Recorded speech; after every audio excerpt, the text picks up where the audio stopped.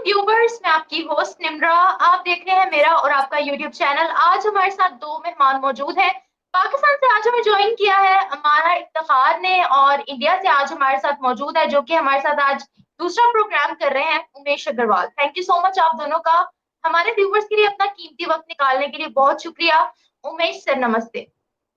जय सिया राम निम्रा जी, जय सिया राम अमरा जी। कैसे हैं सर आप? I am absolutely fine.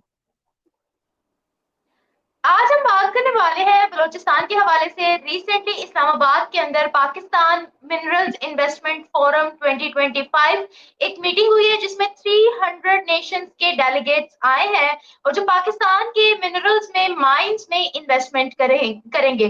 Kashmir के अंदर, गिलगित बल्तिस्तान के अंदर, बलूचिस्तान के अंदर और केपीके के अंदर। इस हवाले से आप दोनों से ही आज बात करने वाले हैं। बलूचिस्तान के अंदर वैसे ही जो वहाँ के लोग हैं वो ये कहते हैं कि पूरे पाकिस्तान में हमारे मिनरल्स इस्तेमाल होते हैं, हमारे रिसोर्सेज इस्तेमाल होते हैं, लेकिन वो बलूचिस्तान पर नहीं लगते। यही मुद्दे बार बार उठाए जा रहे हैं। तो जो इन्वेस्टमेंट हो रही है, स्पेशली अमेरिका की इन्वेस्टमेंट का भी जिक्र काफी ज्यादा रिपोर्ट्स में देखने को मिल रहा है कि चाइना के बाद अब अमेरिका की एंट्री बलूचिस्तान के अंदर होने वाली है। तो इस चीज को आप दोनों ही कैसे देखते हैं? सबसे पहले जान लेते हैं उमेश अग्रवाल आपसे।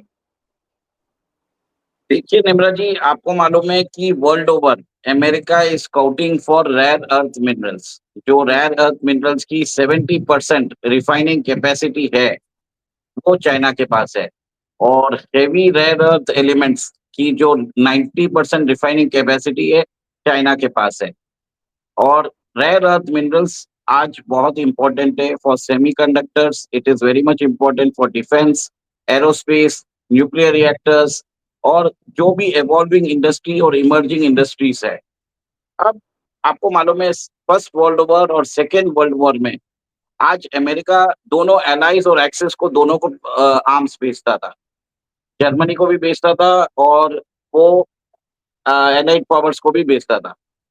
उसको वो तो 1941 1943 में पर्ल हार्बर इंसिडेंट हो गया था जिसमें 2543 अमेरिकन वे किल्ड। तब अमेरिका वॉर में कूदा और उसने एक तरह से, आपको मालूम है, उस हिरोशिमा और नागासाकी पे बॉम्ब गिरा के इसको कंप्लीट दी एंड किया था इस वॉर को। और आज अमेरिका को लग रहा है कि अगर वो चाइना के साथ एक सस्टेन वॉर में चले जाए तो उसके पास रेयर अर्थ मिनरल्स जो वेरी क्रिटिकल कंपोनेंट्स है उसकी ना तो उसके पास सोर्सिंग है ना उसके पास रिफाइनिंग कैपेसिटी है।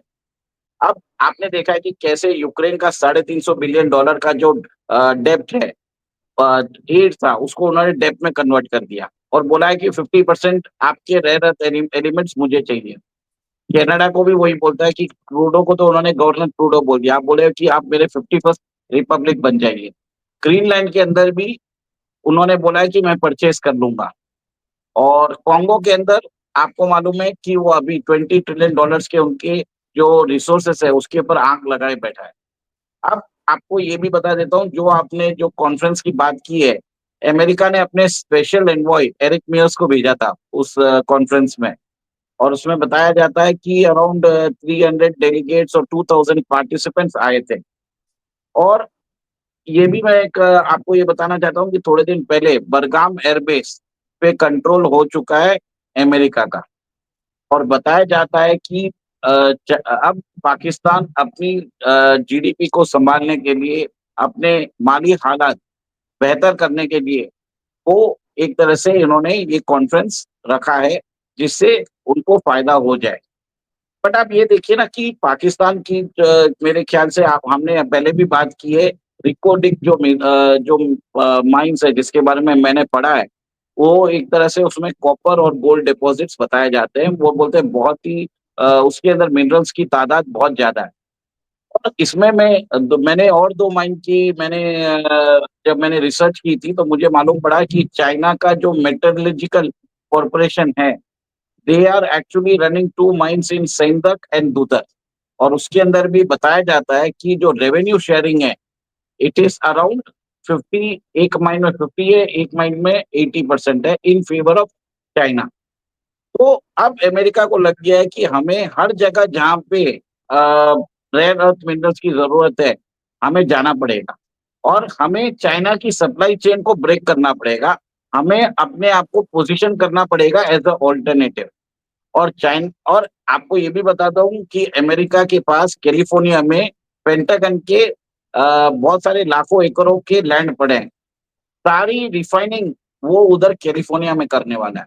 और आपको मालूम है, अभी थोड़े दिन पहले डोनाल्ड ट्रंप ने एक एनवायरमेंट लॉज पे साइन किया है, जिसके अंदर उन्होंने बहुत सारी चीजें रिलैक्स कर दी है। तो इसी संदर्भ में America is getting involve in Balochistan politics. और आपको ये भी मालूम है कि पाकिस्तान डेमोक्रेसी एक्ट पास किया गया है अमेरिका ने, जिसमें उन्होंने बोला है कि इमरान खान को आपको छोड़ना पड़ेगा and the restoration of democracy needs to happen. नहीं तो जो जनरल आसिफ मुनीर है, उनके एसेट्स को फ्रीज कर दिया जाएगा। और बताया जाता है कि उनके ही नहीं, सारे पाकिस्तानी जनरल्स के फ्रीज कर दिया जाएगा। तो इसी के संदर्भ में कुछ बातचीत हो रही है। और बलूचिस्तान का जो रिसोर्सेस है, वो एक सेंटर पॉइंट ऑफ फोकस बन चुका है for America to come in the region for resource extraction. हमारा आप क्या कहती है इस हवाले से? और मैं कुछ 2-3 रिपोर्ट्स पढ़ रही थी, लेकिन वो पाकिस्तानी रिपोर्ट्स नहीं थी। उनमें ये लिखा हुआ था कि अमेरिका की इन्वेस्टमेंट जो है वो पाकिस्तान बलूचिस्तान में इसीलिए भी करवाना चाहता है ताकि बलोच रेबल्स का मुकाबला खुद अमेरिका करे और अपनी इन्वेस्टमेंट्स को वहां पर सिक्योर करे। साथ ही साथ ये जो जितना भी अनरेस्ट बलूचिस्तान में चल रहा है उसको भी काउंटर किया जा सके। तो ये कुछ रिपोर्ट्स मैंने पढ़ी थी, लेकिन वो पाकिस्तान की नहीं थी। तो आप इस पूरे मुद्दे को कैसे देखती हैं? देखिए, जैसे बताया है उमेश ने, जैसे उन्होंने एक्सप्लेन किया है, वो उसको कनेक्ट तो आप ऐसे कर सकते हैं चाइना के बिज़नेस के साथ, इस गेम के साथ। देखिए, डोनाल्ड ट्रम्प जो है वो एक बिज़नेसमैन है। आपने उसके आते ही जो उसकी स्ट्रैटेजीज़ देखी हैं दुनिया में एकदम से, तो वो उसको इकोनॉमिकल एक किस्म की वॉर उसने वो कर दी हुई है दुनिया पे। वो अ, तो आप उसके अगर देखेंगी एंगल से और उनके नज़रियात से देखेंगी तो आपको वाज़ा फ़र्क नज़र आएगा कि अमेरिका में आने वाले सदर जो हैं वो अगर बिज़नेसमैन है तो वो किस हिसाब से लेकर दुनिया को चलता है। और उसके अलावा अमेरिका प्रीवियसली कई डेकेड से वो कितनी जंगों में इन्वॉल्व रहा है। और आप ये जानते होंगे और हमारे देखने सुनने वाले भी कि किसी एक जंग में भी अगर कोई मुल्क इन्वॉल्व होता है तो उसके रिसोर्सेज कितने ज़्यादा जाते हैं और इकोनॉमिकली उसको कितना कुछ फेस करना पड़ता है। तो पिछले कुछ दहाइयों में अमेरिका इतनी जगह पे इन्वॉल्व रहा है कि इकोनॉमिकल जो क्राइसिस है उनका वो वाकई रियल है। और उसके बाद ट्रम्प जैसे बिजनेसमैन का आना और उसका दुनिया में एकदम से ये टैरिफ का ड्रामा करना और उसके बाद ये मिनरल्स के पीछे भागना। देखिए, अमेरिका बादशाह जो है ना वो किसी का दोस्त नहीं है। ना वो पाकिस्तान का है, ना वो इंडिया का है, ना वो चाइना का है।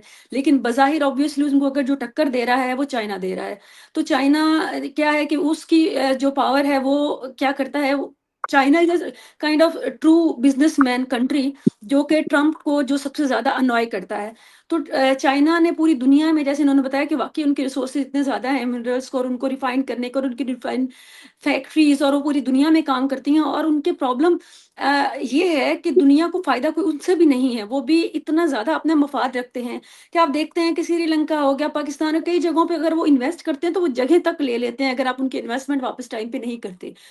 सेम लाइक अमेरिका, चाइना भी किसी का दोस्त नहीं है। दुनिया में कोई किसी का दोस्त नहीं होता इकोनॉमिकली। तो ये जो होता है ये मेरे ख़्याल में सबको अपना-अपना ही सँभालना पड़ता है और हर कोई इसी में दोस्त और दुश्मन बनता बदलता रहता है और बनता रहता है। गेम असल जो होती है वो पैसे की होती है, इकोनॉमिक्स की होती है, पावर की होती है।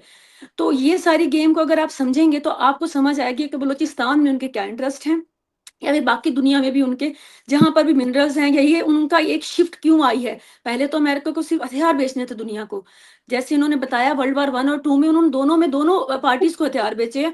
और ये उनके जो फ़ौजी जब हुए हैं हलाक, जापान की तरफ से उनका एक बहरी बेड़ा था समुद्र में, जैसे उन्होंने ज़िक्र किया, तो उन्होंने क्या किया कि जंग बंदी के बाद भी हिरोशिमा पे और उस पे नागासाकी पे उन्होंने बम बरसाया, वो जंग बंदी हो चुकी थी।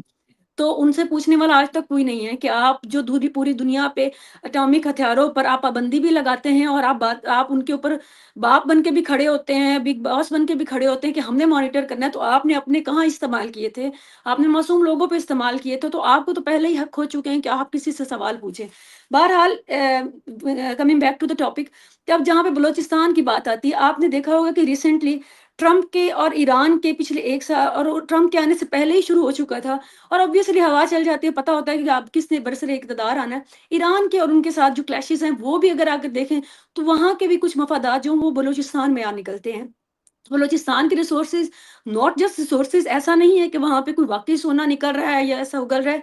बेसिकली जो मेरे ख्याल में उसकी स्ट्रेटेजी लोकेशन है ना, वो बहुत मैटर करती है अमेरिका के लिए, क्योंकि वहाँ पे अगर चाइना गवादर में बैठा हुआ है और अगर वहाँ पे ईरान को वो देख रहा है और वहाँ पे बैठकर वो बलूचिस्तान को देख रहा है, वहाँ पे बैठकर वो बहुत सारी जगहों पे वो वॉच डॉग बना हुआ है, तो अमेरिका को वो जगह चाहिए थी, वो स्ट्रेटेजी ज़्यादा मेरे ख्याल में उनके लिए वो इम्पोर्टेंट है, ना कि उनके लिए वो मिनरल्स इम्पोर्टेंट है। और पाकिस्तान जो है अनफॉर्चुनेटली हमेशा इकोनॉमिकल क्राइसिस में ऐसे रहा है कि पाकिस्तान ने इस very unfortunate but it's true कि हमने वॉर्स के ज़रिए, अमेरिका के डॉलर्स के ज़रिए हमने अपनी इकोनॉमिकल कंडीशन हमेशा कोशिश की है कि हमारी सुधर जाए।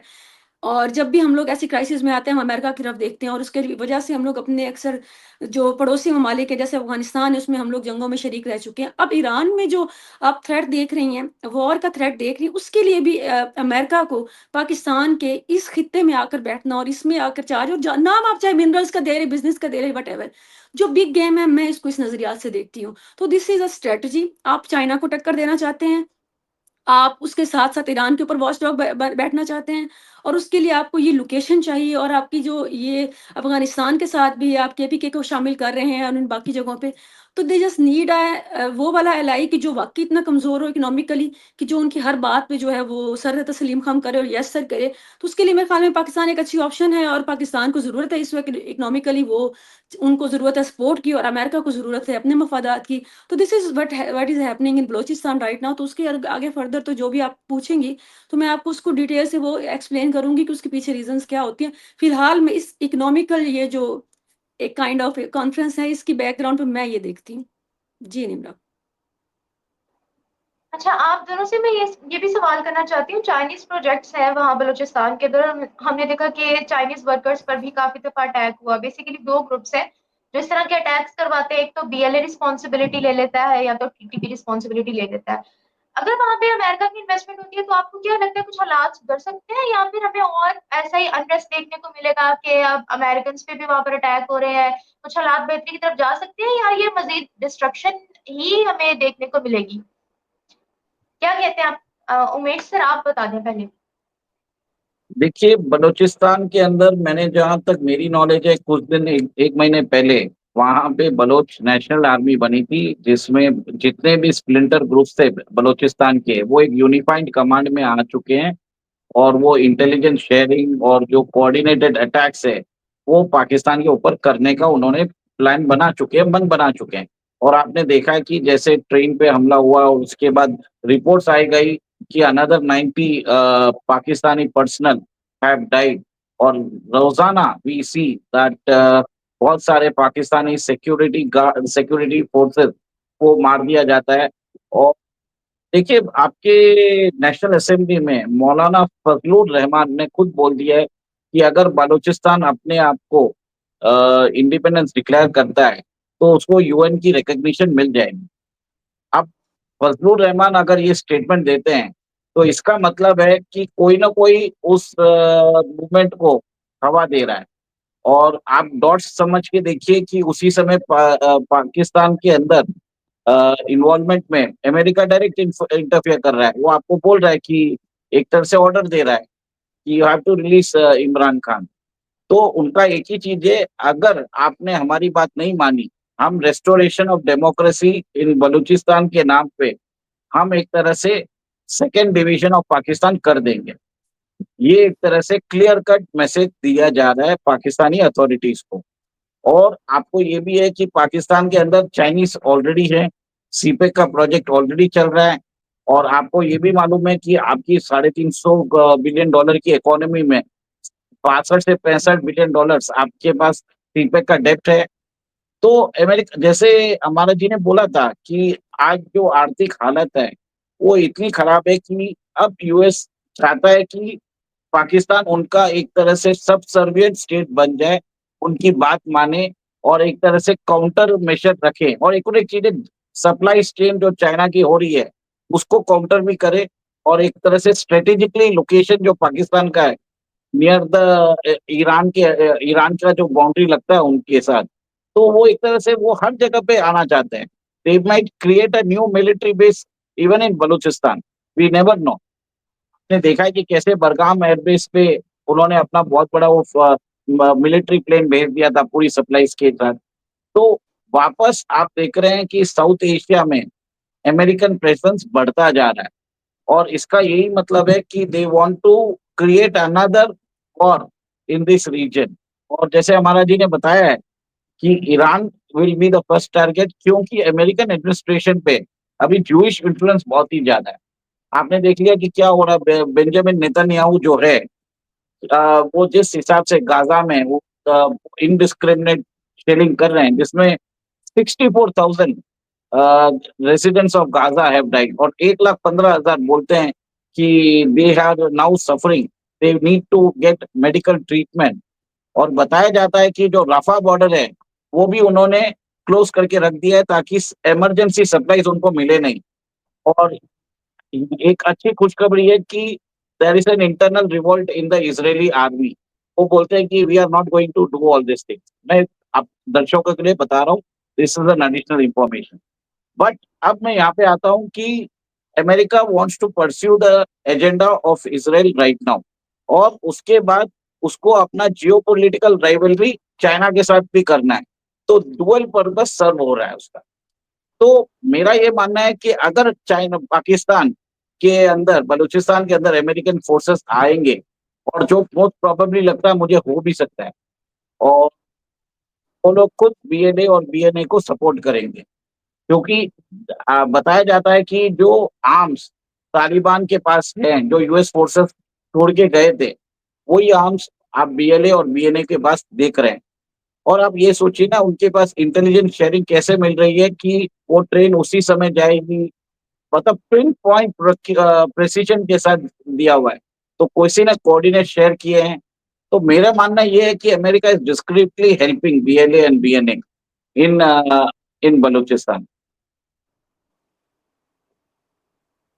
हमारा सेम सवाल मेरा आपसे है, और इसी के साथ साथ शहबाज शरीफ ने रिसेंटली ये भी कहा कि अगर हम इस तरह से इन्वेस्टमेंट करेंगे अपनी माइंस में, अपने मिनरल्स में, तो ये जो हम जगह जगह से कर्जा ले रहे हैं उसको भी हम बहुत जल्द उतार पाएंगे, उससे भी हम छुटकारा हासिल कर सकते हैं। तो आप पर्सनली क्या राय रखती हैं? क्या जितना भी अनरेस्ट, एक तो हम देख रहे हैं कि चाइनीज वर्कर्स पर बहुत दफा वहां पर अटैक हुआ, और फिर वहां पर पंजाबियों को इतना बुरा समझा जाता है कि पंजाब पे ही सारा का सारा जो फंड्स है वो लग जाते हैं, या हमारे रिसोर्सेज जो है वो पंजाब में इस्तेमाल होते हैं। कि रिसेंटली मैं देख रही थी कि सिस्तान वाला जो इलाका है बलूचिस्तान का, जो ईरान के साथ लगता है, वहां पर 8 पंजाबी पाकिस्तानियों को भी मारा गया, जिसके पीछे बलोच मिलिटेंट्स, बलोच रिबल्स का हाथ है। तो आपको क्या लगता है कि ये जो भी चल रहा है इससे कुछ बेहतरी देखी जा सकती है, या फिर जिस तरह से हमने देखा है कि चाइनीज वर्कर्स पर अटैक होते हुए आए हैं उसी तरीके से अब नेक्स्ट अमेरिकन को भी घसीटा जाएगा? क्या कहती हैं आप? जो आपने बात की है कि आपने मेंशन किया जो 8 से 10 पाकिस्तानी वो ईरान के बॉर्डर में मारे गए हैं, ईरान के इलाके में मारे गए हैं। और ईरान के इलाके में मारे जाने के साथ-साथ, और ये पहली दफ़ा नहीं है, 1 साल पहले भी ऐसा हो चुका है कि वो भी पाकिस्तानी मज़दूर थे, और लेकिन वो पाकिस्तान के बलूचिस्तान वाले हिस्से में नहीं थे, वो ईरान के हिस्से में थे। और उसके साथ आप ईरान की भी जानते हैं कि कुछ महीने पहले उन्होंने भी एक स्ट्राइक की थी पाकिस्तान के ऊपर, पाकिस्तान ने उसके रिटर्न में किया। तो ये एक बिग गेम है, और अमेरिका का इंटरेस्ट जो है, और हर चीज़ के पीछे जैसे ये फरमा रहे हैं कि बीएलए के पीछे, और ठीक है, उनकी प्रॉक्सी वॉर चलती रहती है अमेरिका की पूरी दुनिया में। चाहे वो जिसको भी एलाय बनाए साथ है, चाहे वो हम लोग पाकिस्तान की स्टेट ने इंडिया को भी टारगेट किया और कहा कि इंडिया इसमें इन्वॉल्व है बीएलए को करने में, सपोर्ट करने में, फाइनेंशियली भी और वैसे भी, और अफगानिस्तान इन्वॉल्व है। लेकिन मैं तब से ही बात कर रही हूँ कि ठीक है, आप इनकी इन्वॉल्वमेंट आप डेफिनेट कर सकते हैं, क्योंकि अगर जिस तरह की हमारे बॉर्डर कंडीशंस होती हैं पाकिस्तान और इंडिया की, इंडिया में अगर कोई अनरेस्ट होता है तो डेफिनेटली वो, अगर उनके कोई एक और भी दुश्मन है तो पाकिस्तान को भी अगर उसमें शामिल वो करते हैं और उसको वो नाम लेते हैं, तो मैं तब भी ये नहीं मानती कि डायरेक्ट पाकिस्तान उसमें इन्वॉल्व होता है। इसमें बिग गेम होती है। जैसे कि मैं इसके पीछे समझती हूँ कि अमेरिका इन्वॉल्व हमेशा से रहा है, और जो रिसेंटली अनरेस्ट आप देख रही हैं ना बलूचिस्तान में, इसके पीछे डेफिनेटली उनकी नई एडमिनिस्ट्रेशन है, और जो उनकी आगे अप्रोच है। अच्छा, हम लोग आज का सोचते हैं और हम लोग आज पे लड़ते हैं। यूजुअली मैं ये देखती हूँ कि ये हमारा बिहेवियर जो है, ये हमारा एशिया का एक मतलब एक परमानेंट किस्म का बिहेवियर है। I don't know what is the reason. लेकिन आप हमेशा याद रखिएगा कि जो गोरा होता है, जो यूरोपियन होता है, जो अमेरिका है, वो हमेशा आने वाले वक्त की सोचता है और वो वहां की गेम प्लान करता है। और उन्होंने आने वाले वक्त की सोचकर और उसको स्ट्रेटजी लोकेशन को देखकर चाइना को काउंटर करने के लिए, ईरान को काउंटर करने के लिए, इकोनॉमिकली उनको वॉर में घुसने के लिए उन्होंने इसको टारगेट किया। और कोई एक जगह पाकिस्तान नहीं है उनकी पैरा और आखिरी जगह, उन्होंने दुनिया में कई जगह भी ये वॉर शुरू कर दी हुई है। और ये चीज़, और जब भी वो करते हैं अमेरिका हमेशा अपने से आगे 10 साल की वो सोचता है, उसकी प्लानिंग चलती है और उसके साथ वो अपनी वो चेंज करता है स्ट्रेटजी। तो हम लोग जब तक समझते हैं और अपने वो जो वक्ती बेनिफिट्स ले पाते हैं, तब तक मेरे ख्याल में हम, और मेरे ख्याल में हमें समझ तब भी नहीं आती कि हम जब एक जंगों में झोंक के अपने अवाम को, अपने मुल्क को, और उसके बाद जब हम लोग निकलते हैं तो हमें पता चलता है कि हम वहीं के वहीं हैं। इसमें आपका ये सवाल छुपा हुआ है कि जो शहबाज शरीफ ने कहा है कि हमारे कर्जे जो हैं वो अमेरिका से इस मामलात से उतर जाएंगे। मैं नहीं समझती कैसा होगा। आपने अगर अमेरिका का साथ दिया है सोवियत यूनियन के खिलाफ, रशिया के खिलाफ, और आपने वाक़ई इस तरह का साथ दिया कि आपने वहाँ पे अफ़गानिस्तान में आपने वहाँ पे उनकी जंग लड़ी है। उसके बाद अगर आपने अमेरिका के साथ अफ़गानिस्तान में जंग, इन दोनों टाइम पर अमेरिका ने आपको डॉलर्स की बरसात की, तो आपने कौन से कर्ज़े उतार दिए? आपने अपनी इकोनॉमिकल कौन सी कंडीशन सुधार ली? दुनिया में ये कहीं नहीं होता कि आप किसी के वॉर में जाकर और उसमें इन्वॉल्व होकर और उसके बाद आप मुल्क के माशी हालात को सुधार सकते हैं, ये कहीं नहीं होता। ये आपके ख्वाब ही हो सकते हैं, ये ऐसा पॉसिबल नहीं है। उसके लिए आपको भी एक लंबी सोच की चाहिए, इकोनॉमिकल सोच चाहिए कि आपको इन्वेस्टमेंट्स चाहिए, आपको मुल्क में तरक्की चाहिए। उसके लिए आपको बहुत सारी चीज़ों की ज़रूरत है जो इस वक़्त मेरे ख़्याल में टॉपिक नहीं है। मैं वापस अपने टॉपिक पे इसलिए आऊँगी कि ये चीज़ें जो है डायरेक्टली लिंक करती हैं उन चीज़ों के साथ। कर्ज़ा उतारने वाली बात जो आपकी वो यहाँ पे साबित होती है कि आप 2 दफ़ा आज़मा चुके हैं ये चीज़ें, और लेकिन आपका कर्ज़ा नहीं उतर सकता। तो ये आप स्ट्रैटेजी छोड़ दें कि आप इस तरह से कर्ज़े उतार सकते हैं। एक आपका जो लास्ट टॉपिक और क्वेश्चन है, वो ये है कि आप कहते हैं कि जैसे चाइना को टारगेट किया जाता है, क्या अमेरिका को भी टारगेट किया जाएगा? देखिए, चाइना को भी आप देखें, जितने प्लान किए जाते हैं टारगेट्स, यहाँ पर चाइना आपको तकरीबन 20 साल से आपको नज़र आ रहा है, एक्टिवली जो काम कर रहा है। तो उसके हिसाब से अगर उनके ऊपर होने वाले अटैक्स देखें, तो मेरे ख्याल में कंपैरेटिवली आप नहीं उसको कर सकते एसोसिएट कि वो वाक़ई उनके ऊपर बहुत यहाँ पे बड़े मैसिव लेवल पे, क्योंकि मैं देखती थी हमारे तकरीबन 15-20 साल पहले भी, 10 साल पहले भी, हमारे शहरों की आम सड़कें बनाने वाले भी चाइनीज़ होते थे। जगह-जगह पे आम छोटे रिमोट एरियाज़ में भी हम देखते थे चाइनीज़ होते थे। तो चाइनीज़ को उस हिसाब से जितनी उनकी आबादी यहाँ पर पहुँची है हमेशा, चाइना की एक स्ट्रैटेजी है जहाँ पे भी वो अपनी वो कोई रिफॉर्म्स का वो जाकर कोई इन्वेस्टमेंट करता है, वो अपने लोग वहाँ पे लेकर जाता है। और वो वहाँ से वही कमा कर भी वापस लेकर आता है और वो कर्ज़ा आपके ऊपर वहीं का वहीं रहता है। ये उनकी एक स्ट्रैटेजी है जिसके ऊपर मेरे ख्याल में अमेरिका उनसे सीख रहा है। तो चाइनीज़ का जो है वो खतरा, वो इतना है, सच मैं उसको इतना सीरियस नहीं लेती, ना वो उस हिसाब से है, कि जितना वो कमाते हैं या जितना वो अपना इन्वेस्टमेंट के हिसाब से, उस हिसाब से ऐसा बिल्कुल नहीं है, और अमेरिका को भी नहीं है। अमेरिका अफ़गानिस्तान में आप देखें तो 20 साल रह के जा चुका है, 10 साल से ज़्यादा वो रह के जा चुका है, बहुत अरसा, लंबा अरसा होता है।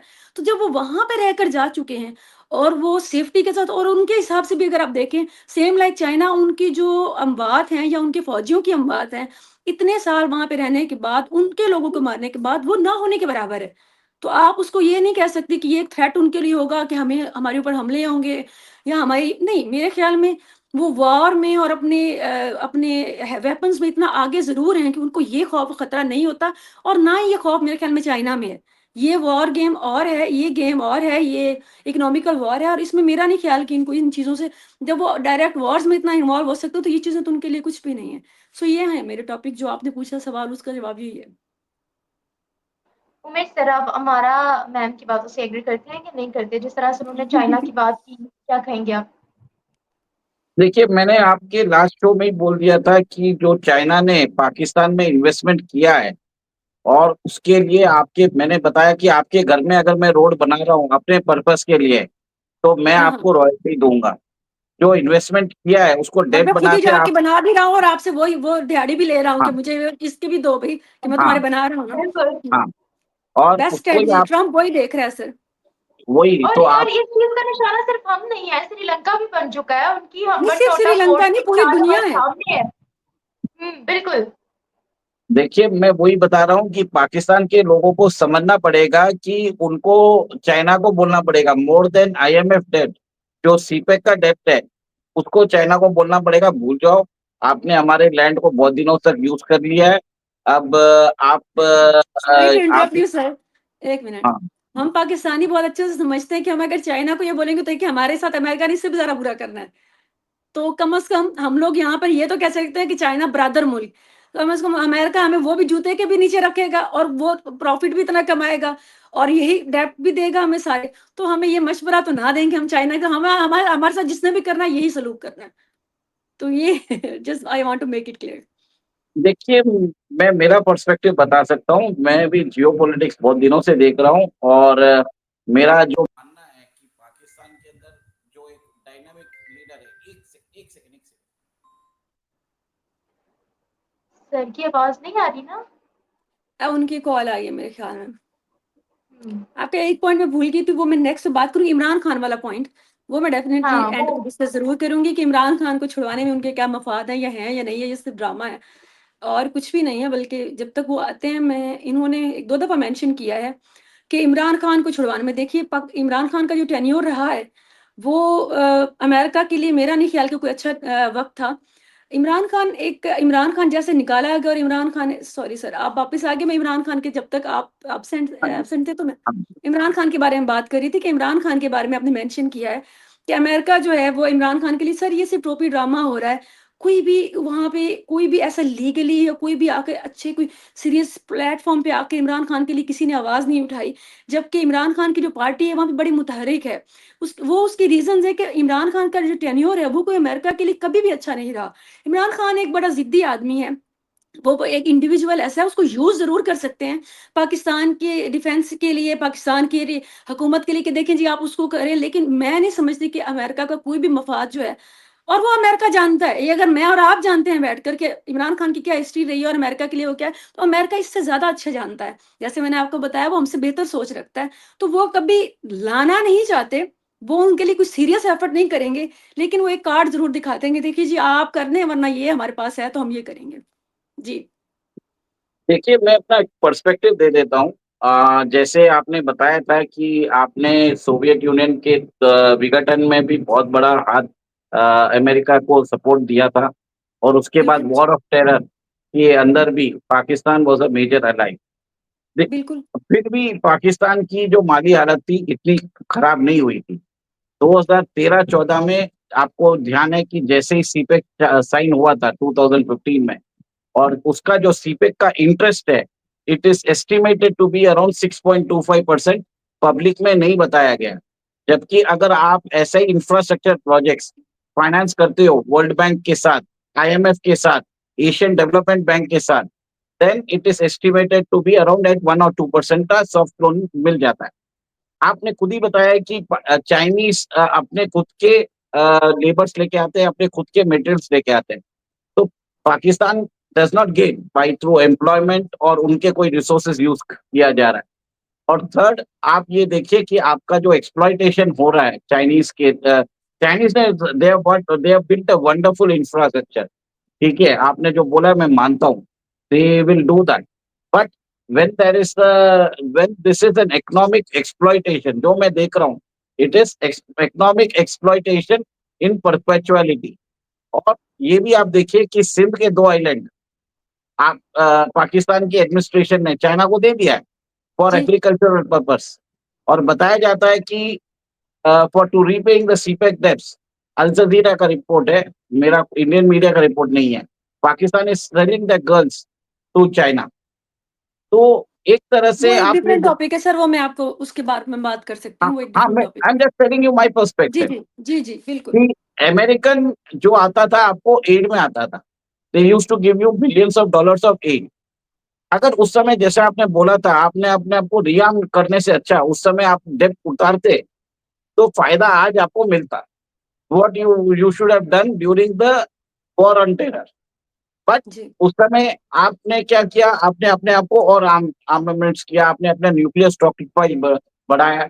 तो कहीं ना कहीं the resources which were meant for development of Pakistan and infrastructure and जो बोलते हैं कि आपका जो एक्सटर्नल डेप्थ है उसको रिड्यूस करना, this went into into your armaments industry. तो यही मैं बता रहा हूँ कि आप जो मुझे समझ में आता है, मेरा व्यू है कि CPEC debt was actually a problem, is actually a problem for Pakistan. ये मुझे लगता है। बस इतना ही बोलना चाहूंगा। आप कुछ बोल रहे हैं हमारा, या फिर मैं इस प्रोग्राम को एंड कर दूं? नहीं ठीक है, आप एंड करें। बाकी सीपैक के साथ-साथ मैं ये ज़रूर कहूँगी कि जो अमेरिका की वॉर स्ट्रैटेजीज़ थी, उसने भी पाकिस्तान को बहुत बर्बाद किया इकोनॉमिकली भी, और हर तरह हम्म। से मेरे ख़्याल में एक इमेज बिल्डिंग जो होती है, या हमारा जो बिज़नेस स्ट्रक्चर जो है, या फिर हमारा जो भी इकोनॉमिकल जो पाकिस्तान की मईशत है, अगर वो तबाह हाल है या इस हाल में है, तो वो मेरे ख़्याल में बेसिक रीज़न अमेरिका है, ना कि चाइना है। बाकी चाइना के जो मफ़ादात हैं, जो पूरी दुनिया में जिस तरह से वो ट्रेड करता है, वो पाकिस्तान से मुख़्तलिफ़ नहीं है। वो सेम उनका जो है, बल्कि पाकिस्तान वो वाहिद मुल्क है जिसको सबसे ज़्यादा चाइना कर्ज़ा भी दे चुका है और सबसे ज़्यादा इन्वेस्ट भी करता है, और उससे कमाया उसने कम है। अगर आप इसको दुनिया के हिसाब से देखें, तो जो चाइना की स्ट्रैटेजी है, वो बनने वाली स्ट्रैटेजी है कि वो वाक़ई कमाता ज़्यादा है, वो इन्वेस्ट के साथ, लेकिन पाकिस्तान से अनफॉर्च्यूनेटली जो उनकी हिस्टोरिकली अब तक की जो है एफर्ट्स ज़्यादा हैं, कमाया उस हिसाब से कम है। और जो आप बात कर रहे हैं कि वॉर फंडिंग जो है अमेरिका की, देखिए उसमें हमने उनको जितनी मैन पावर और जितने मुल्क का हमने स्ट्रक्चर बर्बाद किया है, जितने हमने अपनी बर्बादी की है, उसके हिसाब से वो कुछ भी नहीं था। तो उसके हिसाब से जब अगर वो इकोनॉमिकली वॉर इस पे पाकिस्तान में शुरू करेंगे और उनके बिजनेस इंटरेस्ट होंगे, तो मेरा नहीं ख्याल कि पाकिस्तान का भी कुछ प्रॉब्लम ये है कि पाकिस्तान ने चाइना से बहुत सारी स्ट्रेटेजिकली आप उनसे बहुत एड लेते हैं और बहुत सारी सपोर्ट लेते हैं, स्ट्रेंथ लेते हैं। तो सिर्फ it's not just about economics, it's about like strategically आपको आप उनके साथ आप बहुत सारी चीज़ें शेयर कर रहे होते हैं। सेम लाइक जैसे आप सऊदीया के साथ करते हैं। तो मेरे ख्याल में बहुत सारी चीज़ें जो सऊदी और चाइना की पाकिस्तान पे इन्वेस्टमेंट ज़्यादा है, रादर देन कि पाकिस्तान ने उनको रिटर्न किया हो या उसके उनको फ़वाइद दिए हों। तो उसके हिसाब से तो मैं देखती हूँ, तो मैं कोई कल्प्रिट नहीं समझती चाइना को पाकिस्तान में।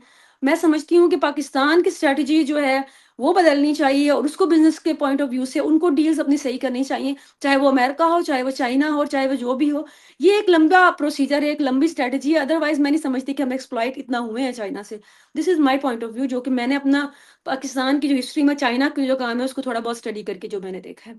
जी, थैंक यू निभा। हमारा आपको लगता है मैं कि जो इन्वेस्टमेंट हो रही है, ये मिनरल इन्वेस्टमेंट इकोनॉमी जो बन रही है, इससे जिन इलाकों में इन्वेस्टमेंट हो रही है, बलूचिस्तान में, गिलगित बल्तिस्तान में, कश्मीर में, केपीके में, इन इलाकों में कुछ लगेगा या नहीं लगेगा? जैसे अगर मैं गिलगित बल्तिस्तान की बात करूं, वहां पर सल्फर बहुत ज्यादा है, तो वहां के लोग कहते हैं कि हमारे यहाँ पर इन्वेस्टमेंट तो होती है, लेकिन हमारे हाथ मट्टी आती है। तो क्या कहेंगे आप इससे? उन इलाकों में कुछ लगेगा या नहीं? देखिए, जब रिफाइनरीज़ लगती हैं या इस तरह से, देखिए इंफ्रास्ट्रक्चर तो बनेगा, ये तो मैं मानती हूँ, और ये आपको भी मानना पड़ेगा डेफ़िनेटली, उनके मफ़ाद में समझ लें या जो भी। कोई भी इंडिविजुअल्स या कोई भी कबाइल या कोई भी लोग वहाँ पे बैठकर वो इंडस्ट्री नहीं लगा सकते, वो मिनरल्स निकाल के, वरना अभी तक वो मुझे बताएँ कि वहाँ पे इंटैक्ट ना होते। तो ये जो होता है, ये मेरे ख़्याल में मुल्कों के आपस में जो मुआहदे होते हैं, उसमें अगले जो मुल्क जो भी उनके साथ हमारे साथ मुआहदा करेगा, उनकी भी बहुत बड़ी इन्वेस्टमेंट यहाँ पर शामिल होती है। जैसे मैं कहती हूँ, मैं कोई इस फ़ेवर में नहीं कह रही हूँ कि अमेरिका अमेरिका से भी हम डील कर चुके हैं, चाइना से भी। चाइना ने बहुत ज़्यादा इन्वेस्टमेंट पाकिस्तान में की हुई है, एज़ कम्पेयर टू उसका जो बिज़नेस स्ट्रैटेजी है पूरी दुनिया में। तो आप उसको अगर कंपेयर करें, तो आप उसको नुकसान में कभी पाकिस्तान को नहीं देखते। सेकंडली जो आपने बात की है, तो येस, जो भी इन्वॉल्व होगा, ये तो हम लोग फर्दर देखेंगे इन फ्यूचर कि कौन इन्वॉल्व इसमें ज़्यादा होता है। उसमें रिफाइनरीज़ लगाने में, उधर इंडस्ट्री लगाने में, तो ये एक लंबा प्रोसीजर है। मैं इसको अभी कहीं भी जाते हुए नहीं देख रही, अभी मैं किसी के भी फ़ायदे में जाते हुए नहीं देख रही। लेट्स सी कि आप ये कहाँ जाते हैं, क्या ये इकोनॉमिकली वॉर जो है वो क्या ईरान के साथ वॉर में तो नहीं तब्दील होती? क्या ये इंडिया के साथ तो किसी क्लैशेस में नहीं तब्दील होती कि लिफ्ट में? या कोई ये रिफ्ट का हमारी अफ़गानिस्तान के साथ तो दोबारा नहीं बनाती? तो ये मेरे ख़्याल में बहुत सारी चीज़ें जो हमें अभी देखनी है। क्या पाकिस्तान के साथ और बलूचिस्तान के साथ हमें ज़्यादा प्रॉब्लम तो नहीं देगी ये उनकी स्ट्रैटेजी, जो बिज़नेस यहाँ पर ज़्यादा डील। तो मेरे ख़्याल में एक बहुत गंदी किस्म की बहस है, इसके ऊपर हम बहुत लंबी बात कर सकते हैं। फिलहाल आपसे यही कहूँगी कि अगर वहाँ पे कोई रिफाइनरी लगता है या कोई भी, तो वो डेफ़िनेटली जिसके लिए और लोगों ने क्या लेना है, इंफ्रास्ट्रक्चर, यूनिवर्सिटी, कॉलेजेस, तो वो मेरे ख़्याल में ये एक डेफ़िनेट चीज़ है, वो साथ आ जाती है। लेकिन अगर इस तरह की डेवलपमेंट होती है, फिर वहाँ इतने प्रोटेस्ट क्यों देखने को मिलते हैं? क्या होता है? देखिए, ऐसा तो होता हाँ। नहीं है ना, आप बातें तो सुन रहे हैं। गवादर क्या मुझे हम्म। बताएँ कि मंसूबा कब का है और अभी तक वहाँ पे क्या काम हुआ, और अभी तक जब आपका इतना अनरेस्ट है वहाँ पर, और इतनी चीज़ें जो आप पूरी दुनिया की वहाँ पे गेम चल रही है, अमेरिका भी इन्वॉल्व है। तो और फर्दर मैं ये कहूँगी कि अवामी लेवल पे एजेंडाज़ चलते हैं। आप आपके रहनुमाओं को और उनको गाइड करके अवाम को तो हमेशा प्रोपेगेट करके उन चीज़ों के खिलाफ किया जाता है। अवाम को मैं नहीं समझती कि इतनी कोई डीप उसकी वो अंडरस्टैंडिंग होती है कि इन फ्यूचर इसका क्या फ़ायदा है या क्या नुकसान है। मेरे ख्याल में ये ज़्यादा इसको प्रोपेगेट करके आप जिस तरफ आवाम को तो लेकर चल पड़े, बाकी कोई इतना सीरियस प्रोटेस्ट या फिर वो चीज़ अभी तक तो आपने कोई इंडस्ट्री देखी नहीं है, ऐसी रिफाइनरी देखी ही नहीं है। कराची में एक डेड इन्वेस्टमेंट हुई थी। आप अंदाज़ा करें जो समंदर से तेल निकालने लगे थे और आप उसका नुकसान का जायज़ा लें और उसके फ़ायदों का जायज़ा लें तो आपकी आँखें जो हैं वो खुल जाएँ। तो मैं नहीं समझती कि लोगों को भी समझना चाहिए कि ये ऐसा कुछ होने नहीं जा रहा अभी या कुछ भी नहीं बदल रहा। फॉर द टाइम नाउ मेरे ख्याल में everyone should have to rest, कुछ भी नहीं हो रहा। बातें बिल्कुल सही उमेश सर। मैं अगर आपने इस चीज को कंक्लूड करना है तो आप कर सकते हैं, नहीं तो मैं प्रोग्राम को एंड कर देती हूँ। यस, मैं सबसे पहले तो मैं बताना चाहूंगा, मैं खुद एक बनिया हूँ, but we never practice the things of exploitation. हम बिलीव करते हैं डिस्ट्रीब्यूशन ऑफ गुड वेल्थ की। बिजनेसमैन सर, हम इसको इस एंगल से अगर आप ले लें नहीं नहीं, अच्छी then also I tell you, जो बनिया इकोनॉमिक्स होती है वो ऐसा होता है कि we benefit, it is on equitable distribution of wealth where all the stake holders of the society are getting benefited. This is the way the banias have work. और आपको ये भी मालूम है, अगर आप हिस्ट्री में देखा जाएगा तो बनिया जो रहते थे दे वर सी फेयरिंग, और उनकी जबान की वैल्यू बहुत होती थी during even during the 16th century. तो यस तो हमें चाइना से कंपैरिजन में नहीं कर सकता कि जो, तो I would like to just clear that. Second, Balochistan जो है 44% of the Pakistan territory, it comprises 2 crore की पॉपुलेशन है। और जिस हिसाब से लोग वहां पे बोल रहे हैं, जैसे निमरा जी ने भी बोला कि यहाँ पे नहीं, बलूचिस्तान नहीं, सब जगह से ये बात हो रही है कि the resources are being catered for Punjab. और बताया जाता है कि पाकिस्तान के अंदर 70% of the bureaucracy comes from Punjab, and the other regions are feeling sir marginalized. Population का भी तो आप अंदाजा लगाएं कि ये ना, हाँ, प्रोपेगेंडा है। पंजाब की पॉपुलेशन को और बलूचिस्तान को उस हिसाब से पूरा पूरा हिस्सा है बलूचिस्तान की ब्यूरोक्रेसी में, जुडिशरी में, आर्मी में। मैं नहीं समझती कि ये प्रोपेगेंडा से कुछ ज्यादा है, लेकिन ये एक बहुत लंबा टॉपिक है, इस पे और हम नेक्स्ट बैठ जाएंगे। हाँ, मैं I am just giving some of my points, and मैं ये बोलना चाहता हूँ, इसी के कारण जो बलोच के जो लोग हैं they are feeling neglected. And आप ये देखिए, एंड आपने ये बोला था कि इंडिया भी शायद कर रहा है, मेरे हिसाब से during 11 years of Modi rule only one time he spoke about Balochistan, वो भी 2016 में। और पाकिस्तान तो हमेशा कश्मीर के सर लिए नेपाल के दौरे में भी उन्होंने फरमाया था, उनकी भी मेरे ख्याल में इतना पुराना नहीं है, जिसमें उन्होंने फरमाया था बांग्लादेश की तरह बलूचिस्तान को पाकिस्तान से अलग करेंगे। वो भी मोदी साहब ने फरमाया था, मैंने नहीं फरमाया। वो ओनली सेड वंस, मुझे मालूम है, मैंने देख लिया इसके वो ऊपर। वंस सर वो नहीं, वो आप इलेक्शन के कैंपेन की बात कर रहे हैं, वो एक नहीं, अलग उस एक अलग जगह पे था, 2016, नेपाल में एक अलग जगह था। तो नहीं नहीं, खैर लीव 2000 इट सर, मोदी को भी और अगर इंटरेस्ट है मैं कहती हूँ वेलकम, वेलकम टू बलूचिस्तान। नहीं, हमें कोई इंटरेस्ट नहीं है। अगर आप देखा जाए तो we are not at all interested in anything. हमें अपना काम करने दीजिए, आप आपका करिए। और आप डे इन डे आउट आप कश्मीर के बारे में बोलते जा रहे हैं, तो हमें फर्क भी नहीं पड़ता। वी आर नाउ पेट्रोल, हम अपना बॉर्डर ही सिक्योर कर रहे हैं, भले वो कहीं भी हो, जैसे आप बता दीजिए। तो मैं यही बताना चाहता हूँ कि India is not at all interested in any of the internal affairs of Pakistan at the moment. अगर करना रहता, अगर इंडिया डीपली इन्वॉल्व होता, जैसे पाकिस्तान इन्वॉल्व है कश्मीर में, सर वो ऐसे फिर अगर, हम भी नहीं है देखिए, हम डिसएग्री कर सकते हैं, सर, पर मेरा आंखें ये बंद मान, करनी है तो अलग बात है ना। देखिए नहीं, एक दूसरे के देखिए हम लोग स्ट्रेटेजी वॉर में तो और प्रॉक्सी वॉर्स में तो हम इन्वॉल्व होते हैं, आप माने या देखिए ना माने। देखिए एक मैं मुल्क साधु शांत नहीं हो सकता और दूसरा उसके ऊपर ऐसे नहीं कर सकता कि हम देखिए मैं इन्वॉल्व हैं आपके साथ प्रॉक्सीज में और आप लोग बिल्कुल हमें ऐसे लाडले बच्चे की तरह पाल रहे हैं। देखिए, आप इंडस्ट्री ट्रीटी वाटर देख लीजिए, अगर चाहते तो हम कब का ही बंद कर सकते थे। ठीक है, सर ये एक मोस्ट अलग फेवर्ड, डिबेट है, फिर किसी दिन बैठ जाएंगे। मेरा ख्याल है मोस्ट, पाकिस्तान और इंडिया को दोस्ताना माहौल में रहना चाहिए और हमारे एशिया को आप सोचना चाहिए और हमें आगे चलना चाहिए, ना कि आपने हम लोग मोस्ट अमेरिका के मोस्ट प्रॉक्सी बने। आपने ही हमारे साथ ट्रेड बंद किया, हमने तो बंद किया नहीं। जी ये आई एग्री, और मैं इसके ऊपर बात कर चुकी हूँ कि इमरान हाँ खान के दौर तो में हुआ, मैं मैंने बिल्कुल वो सारी डिटेल से बात की है। हाँ तो मैं वही बता रहा हूँ, इंडिया इज ऑलवेज देयर। आपको अगर करना है तो आप करिए, but there are some red lines, this should not be crossed. जब बिल्कुल आपको मालूम है पाकिस्तान और इंडिया के बीच में ताल्लुकात, ट्रेड रिलेशंस हो ही नहीं सकते, आपको भी मालूम हो रहा है। बट मैं एक और एक एंगल देना चाहूंगा इसमें, चाइना और जापान का जो इकोनॉमिक कोलोनियलाइजेशन जापान ने चाइना का किया था, जी वो आप बिल्कुल। सोच ही नहीं सकते। नहीं नहीं then also I read that. China and Japan are having the second largest trade between them. Even Japanese का जो ओवरसीज इन्वेस्टमेंट है सबसे इवन सर ज्यादा, चाइना और अमेरिका की ट्रेड देख लें आप, जो सबसे ज्यादा दुनिया के ऊपर जंग मुसल्लत करने को तैयार बैठे हैं, उनकी ट्रेड लेवल देख लें। नहीं वो तो देखिए चाइना को बढ़ाया भी तो पाकिस्तान ने ना, सॉरी चाइना को बढ़ाया भी तो अमेरिका ने ना। मैं भी आपने हैरान हुई Pakistan. Sorry sorry just misspelled, तो चाइना को बढ़ाया भी तो अमेरिका ने। तो American investments powered Chinese growth. तो मैं यहाँ पे ही बोल रहा चाहता हूँ कि आप भले कुछ भी सर बोले, अमेरिका इंडिया किसी को नहीं बनवाता, मेरे ख्याल में उसके अपने मफादात होते हैं, और China played very well economically. देखिए देखिए मैं आपको, आप एक And ही we चीज failed. है, We Pakistani failed, but China did very well. I tell you the Pakistan economy is better than the Chinese economy. आप भले ही इसको मानेंगे नहीं, डेब्ट नहीं टू सर, मैं जीडीपी। वॉर के गेम, मैं अमेरिका की स्ट्रेटेजी के हिसाब से बात कर रही मैं हूँ, आपको ओवरऑल बात नहीं कर रही हूँ, अमेरिका की बात कर रही हूँ। मैं एक स्टेटमेंट दे रहा हूँ जो Pakistan economy is better than the Chinese economy. How? The डेब्ट टू जीडीपी। चाइनीज के जो डेप्यूटी गवर्नर है उन्होंने खुद क्लेम किया है कि चाइना का डेब्ट टू जीडीपी है 303%। पाकिस्तान को तो बहुत कम है मेरे हिसाब से।